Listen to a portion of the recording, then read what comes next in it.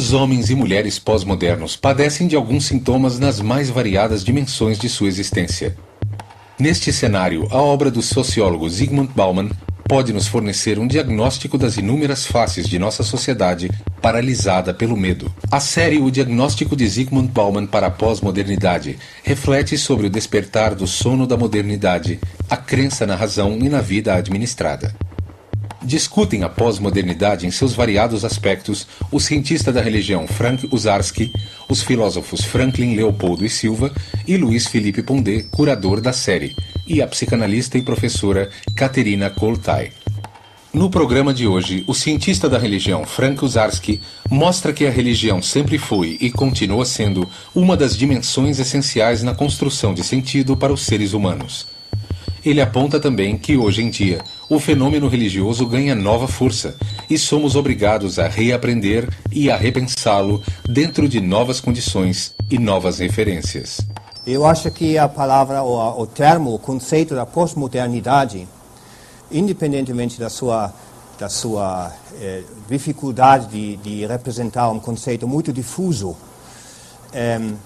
nos ajuda a entender algumas tendências. Gostaria só de lembrar algumas coisas gerais para contextualizar esta reflexão sobre a pós-modernidade neste campo semântico que começa a se articular a partir dos anos 80, especificamente nas ciências humanas, a partir da filosofia.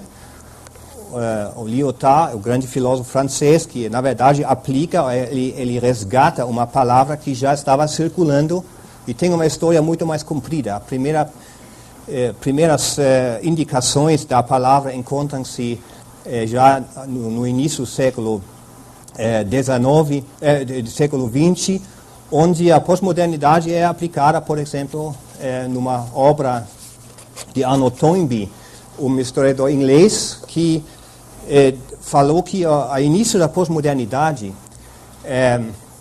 mais ou menos a época a partir de 1875. 1875 começa, do ponto de vista do Arnold Toynbee, a pós-modernidade.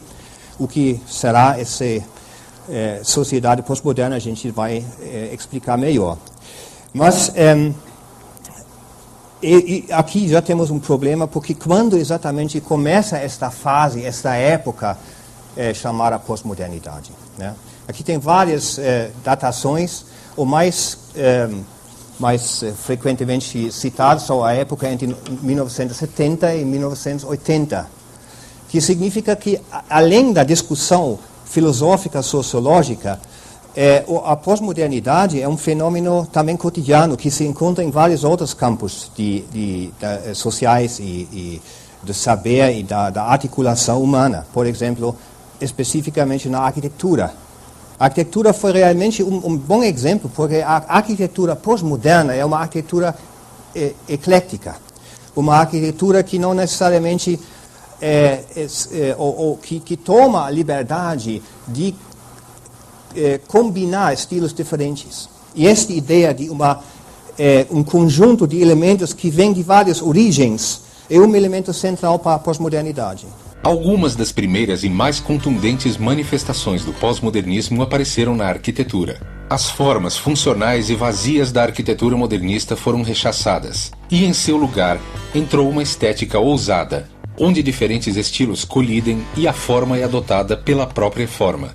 O pioneiro no estilo foi o arquiteto Robert Venturi, que estudou os edifícios e letreiros de Las Vegas, como fonte de inspiração para muitas de suas obras. Alguns exemplos notáveis da arquitetura pós-moderna incluem o edifício Sony, também conhecido como AT&T, em Nova York, a pirâmide Transamérica, em São Francisco, e o edifício Le Mille de la Gauchetière, em Montreal, no Canadá.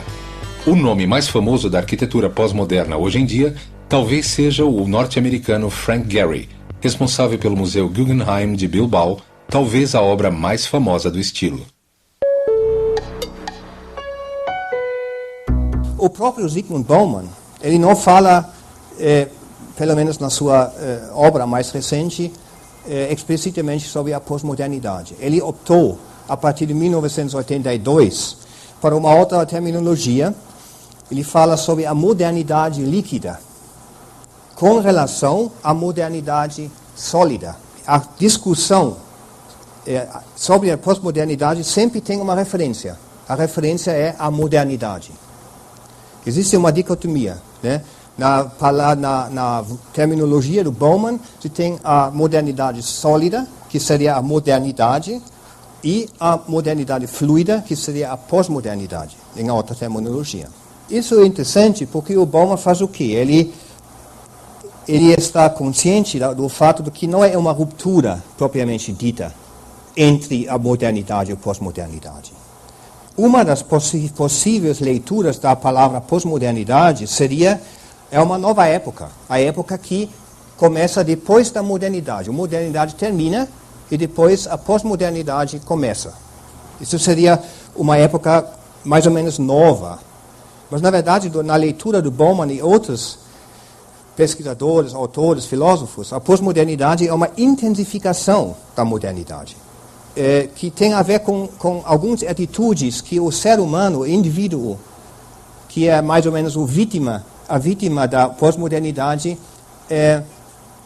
desenvolve diante da modernidade tardia, para repetir que a pós-modernidade não necessariamente seria uma nova época na história humana, mas uma intensificação, uma radicalização da modernidade, onde tendências já enraizadas na modernidade começam a produzir efeitos que são diferentes daqueles que foram produzidos dentro da modernidade. O que o Zygmunt Bauman nos oferece na sua análise